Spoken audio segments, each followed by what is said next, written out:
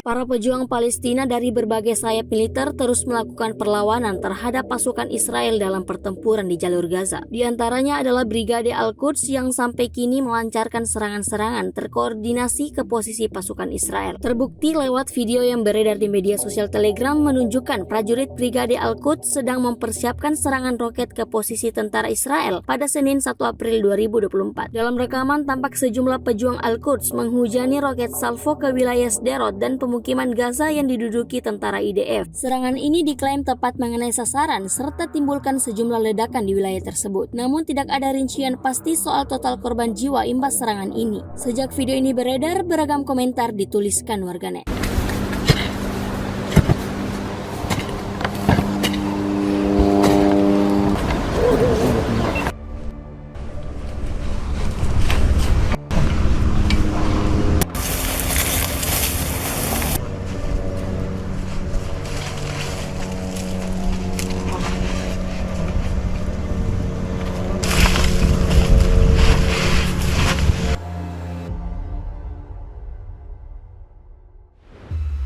بسم الله الرحمن الرحيم وأعدوا لهم ما استطعتم من قوة ومن رباط الخيل ترهبون به عدو الله وعدوكم ضمن معركة طوفان الأقصى 15 من رمضان.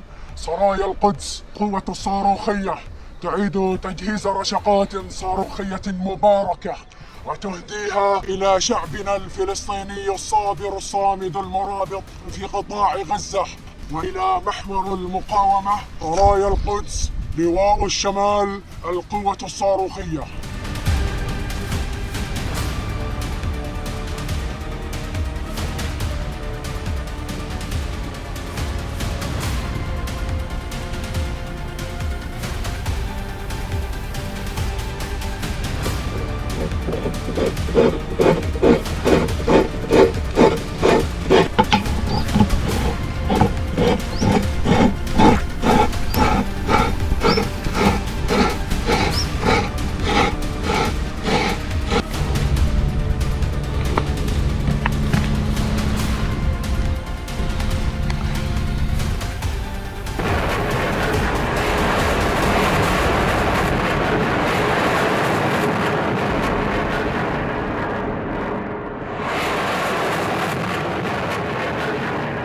Download Tribun X sekarang, menghadirkan lokal menjadi Indonesia.